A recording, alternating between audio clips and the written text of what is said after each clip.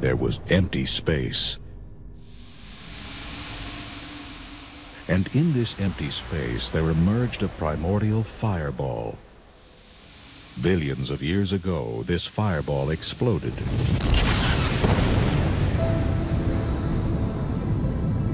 I believe that open markets and free enterprise are the best imaginable force for improving human wealth and happiness. I root for the free market team. Adam Smith is my star player. Back in 1776, economist Adam Smith shocked everyone by saying that what governments should actually do is just leave people alone to buy and sell freely among themselves. It's as persuasive now as it was then. Everybody here knows Adam Smith, you know, he's in self-interest and greed is good and the invisible hand and free enterprise and free markets, etc. All that kind of, he's the father of capitalism. Mais pour les historiens, le système serait né bien avant et aurait déjà profondément influencé la société dans laquelle l'œuvre de Smith a vu le jour. Beaucoup de Mairunas et d'autres tribus furent tués et réduits en esclavage avec l'essor de l'exploitation du caoutchouc. Il ne reste que quelques photos pâlies et la mémoire collective de cet asservissement.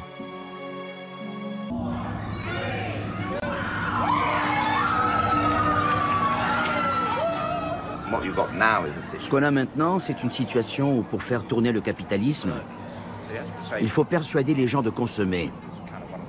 Ce qui était un peu le problème avec ceux qui vivaient de leurs terres ou des terres de la communauté. Ça n'a rien d'étonnant. La division du travail a été comme l'équivalent d'une loi newtonienne. Après tout, c'est ce qu'on pratique pour presque tous les produits que nous utilisons.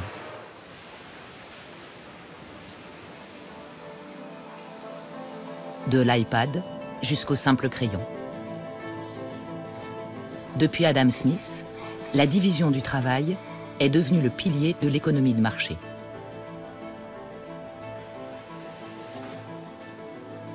To enable millions of people to cooperate peacefully together, we need to understand how it is that a free market works. I know no better way to bring this out than by a very simple example called I the Pencil. This is the only prop I have for this TV show. As you can see, it's a plain yellow pencil. There's nobody in the world who knows how to make a pencil. Now that seems like a silly thing to say, isn't it? This is just the most obvious thing. It's only a piece of wood with something black in the middle and the little red tip at the end. What do you mean nobody knows how to make a pencil? Well, suppose you were to start to set out to make a pencil.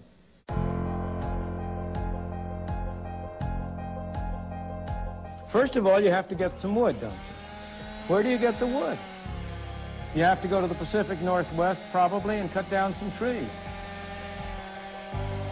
How do you cut down some trees? You have to have some saws to cut it with. Where do you get the saws? You have to have some steel. Where do you get the steel? You have to have a steel mill. In order to have the steel mill, you have to get the iron ore, and you can add all the rest. But that's only the beginning.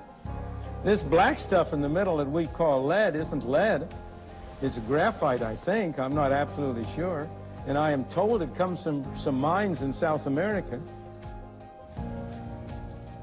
Now, this little red tip at the top, that's rubber. Where's it come from?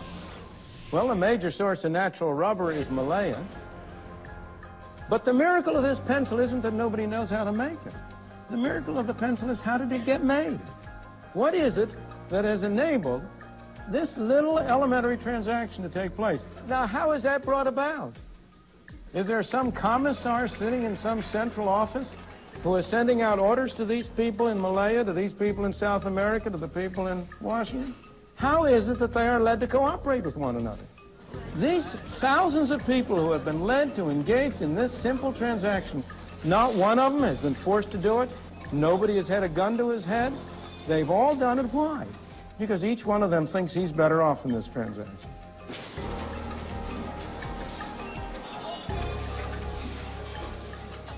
En fait, le mot liberté joue un rôle énorme dans la diffusion du liberté. The great achievements of civilization have not come from government bureaus.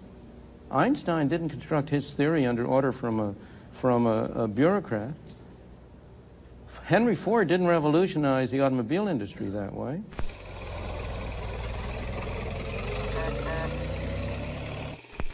L'exemple de Henry Ford nous montre que l'intérêt personnel est un sentiment bien plus complexe, qui ne se réduit pas à l'avidité ou à l'individualisme.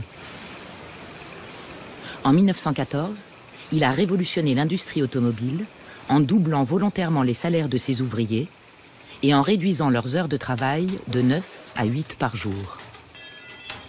En augmentant leurs salaires, prétendait-il, il transformerait les ouvriers en consommateurs.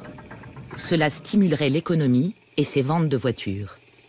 Il rêvait qu'un jour, chaque ouvrier possède son automobile Ford. Bien que les motivations égoïstes soient importantes et les...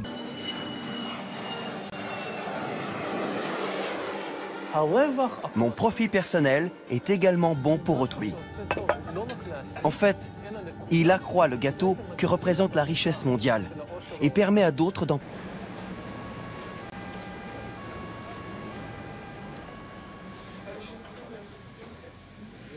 Il a inauguré ce mythe de l'individu égoïste, tourné vers lui-même, comme étant la motivation presque exclusive de l'humanité. Il faut tout de même reconnaître qu'Adam Smith était un peu plus subtil que ses adeptes ne l'ont été.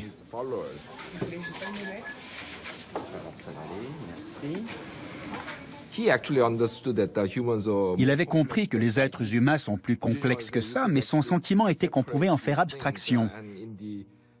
Et qu'en matière d'économie, l'égoïsme était en fait la motivation exclusive. So you know, Adam Smith wrote The Wealth of Nations. Self-interest and greed is good, and the invisible hand and free enterprise and free markets, etc. All that kind of, he's the father of capitalism. But it turns out, there's another Adam Smith. How many people here have read The Theory of Moral Sentiments? And according to Adam Smith, it was his important book. It was his magnum opus. In some ways, that was his magnum opus, and The Wealth of Nations paid the bills. He never imagined capitalism that he wrote about in The Wealth of Nations could actually succeed without the moral underpinnings, the moral, what he called sentiments. We would call them virtues. Without the virtues of a society and virtues of individuals that would actually create the base of a healthy capitalism. Well, all you could do is look here and see that The Wealth of Nations and A Theory of Moral Sentiments, Adam Smith 1, Adam Smith 2, have been disconnected. When you see around the globe the maldistribution of wealth, the desperate plight of millions of people in underdeveloped countries, when you see so few haves and so many have-nots, when you see the greed and the concentration of power within, did you ever have a moment of doubt about capitalism? Tell me, is there some society you know that doesn't run on greed? You think Russia doesn't run on greed? You think China doesn't run on greed? What is greed? Of course, none of us are greedy. It's only the other fellow who's greedy. The world runs on individuals pursuing their separate interests. We'll be back in just a moment.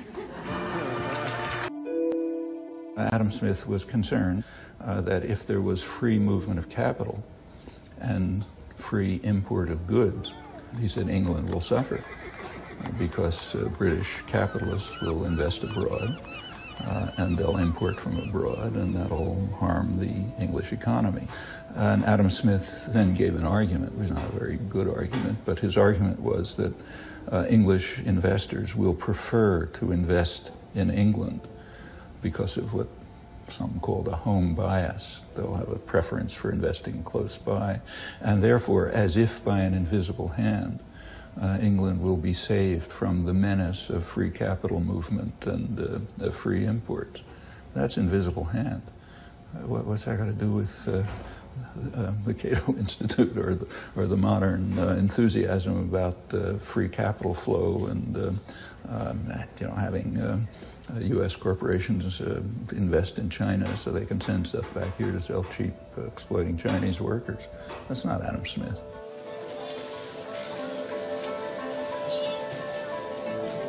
La main invisible est apparue comme...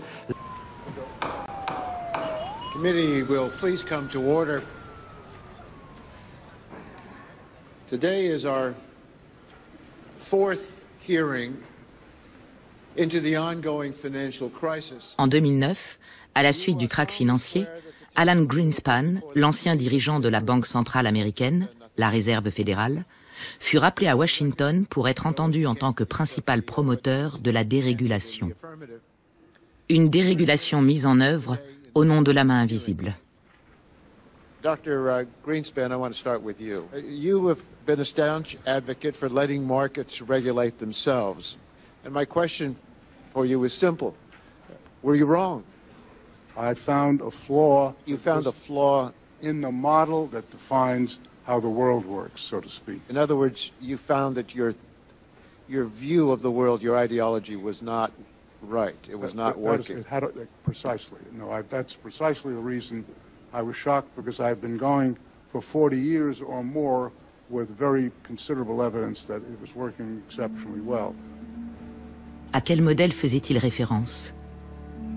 The Industrial Revolution, a birth of a free society, the society of capitalism, that there was a new class of men, which is the free producers of material goods, the businessmen, the industrialists.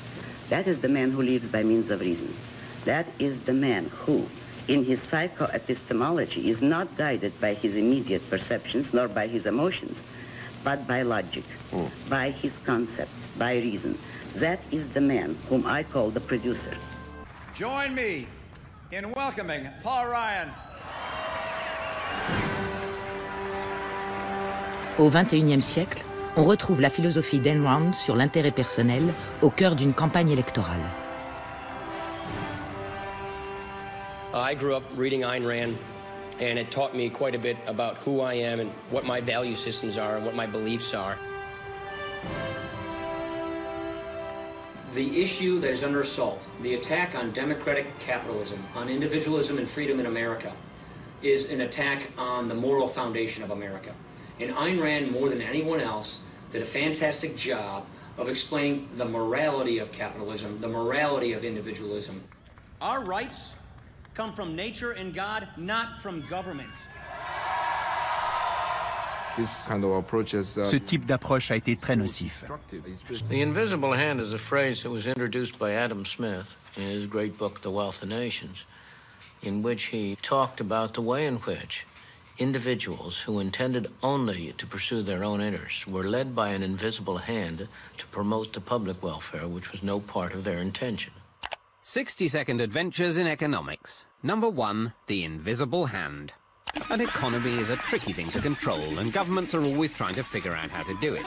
Back in 1776, economist Adam Smith shocked everyone by saying that what governments should actually do is just leave people alone to buy and sell freely among themselves.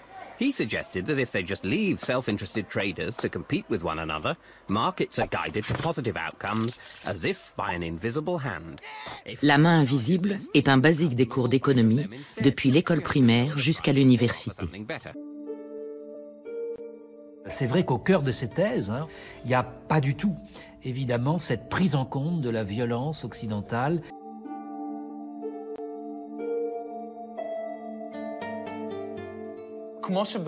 À l'époque de Smith, le capitalisme a révélé son monstrueux visage, avec la traite des Noirs, découlant de l'idée que l'esclave ne vaut rien. The footage you're about to see was recorded with a hidden camera at Highline Hatchery in Iowa, the world's largest hatchery for egg-laying breed chicks. Rien dans La richesse des nations ne condamne l'esclavage. Et bien sûr, cela n'a rien à voir avec l'industrie de la viande d'aujourd'hui. Néanmoins, c'est ainsi que la vision du marché d'Adam Smith fut transformée en science coupée de tout ancrage social. These male chicks are killed by being dropped into a grinding machine while still alive.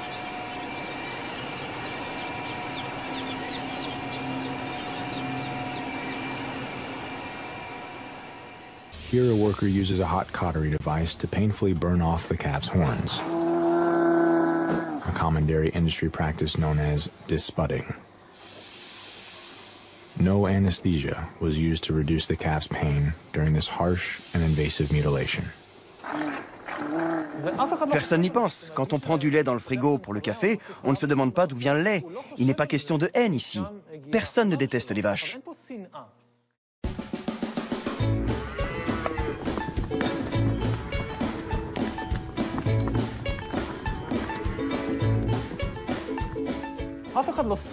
Les briques de lait sont généralement ornées de vaches rieuses et heureuses. Qui voudrait faire du mal à une vache? On n'y réfléchit tout simplement pas.